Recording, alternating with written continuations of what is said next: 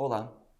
Nós falamos em uma microaula anterior sobre a necessidade de a sentença trazer os juros e a correção monetária. Isso está previsto no artigo 491 do Código de Processo Civil e se a sentença não trouxer, ela vai ser uma sentença considerada omissa. Vamos dar uma olhada então agora nos juros, a regra geral do termo inicial de incidência.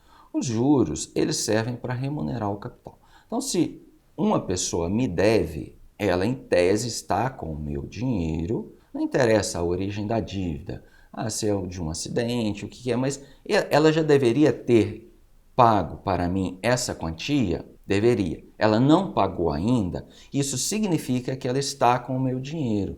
E o dinheiro, ele tem rendimentos. Você poderia usar esse dinheiro para um empréstimo, emprestar para outra pessoa, por exemplo, e com isso receber os frutos, receber os juros. É por isso que as condenações devem trazer aí a determinação de incidência de juros. Mas a partir de quando esses juros incidem?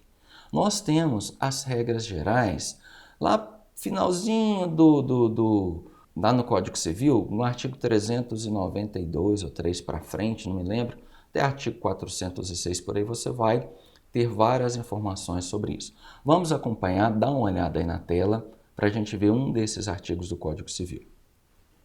Artigo 389. Não cumprida a obrigação, responde o devedor por perdas e danos, mais juros e atualização monetária, segundo índices oficiais regularmente estabelecidos, e honorários de advogado.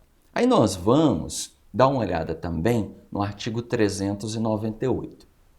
Nas obrigações provenientes de ato ilícito, considera-se o devedor em mora desde que o praticou. Então, a regra nas obrigações por ato ilícito são aquelas fora das relações contratuais. É você ter os juros incidindo desde o momento daquele ato ilícito. Então, por exemplo, citar novamente a questão do acidente de trânsito. Houve um acidente de trânsito em que a pessoa se machucou e ela depois entra com a ação pedindo indenização por danos morais. Nesse caso, os juros vão incidir desde quando?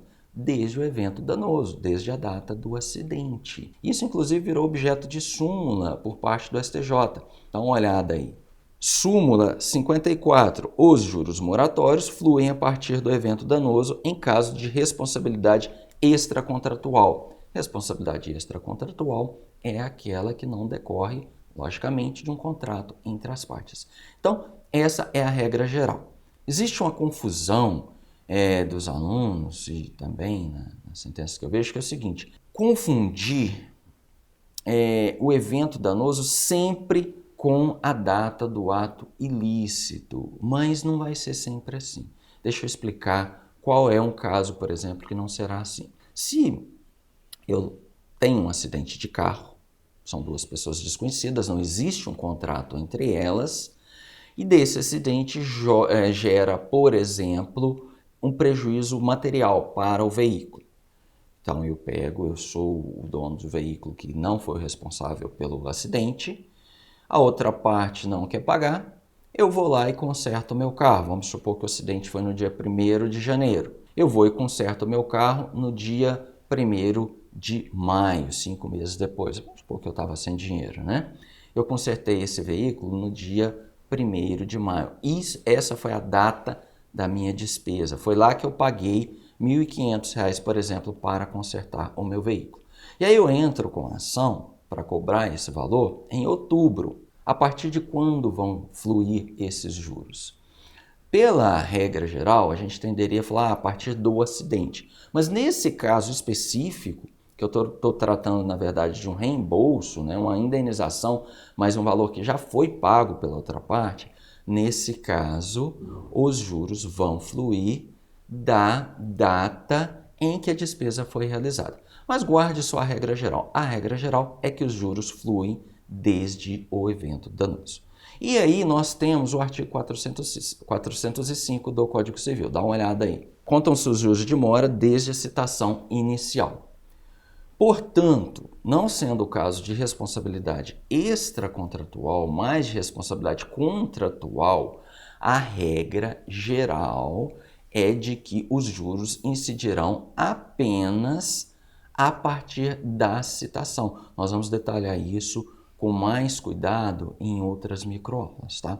Mas, por exemplo, eu tenho um contrato qualquer com uma empresa, por exemplo, de telefonia, e eu quero pedir a restituição de um valor que foi debitado na minha conta, na conta do meu telefone celular, por exemplo, indevidamente. Eu quero receber esse valor de volta. Eu tenho esse contrato com essa empresa, eu entro com uma ação.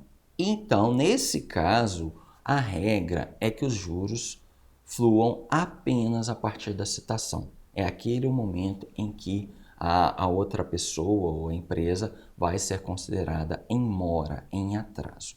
Certinho? Então, nós temos, guarde essas duas regras gerais sobre os juros. O termo inicial, nos juros, quando há uma responsabilidade decorrente de ato ilícito, ele é a data do evento danoso.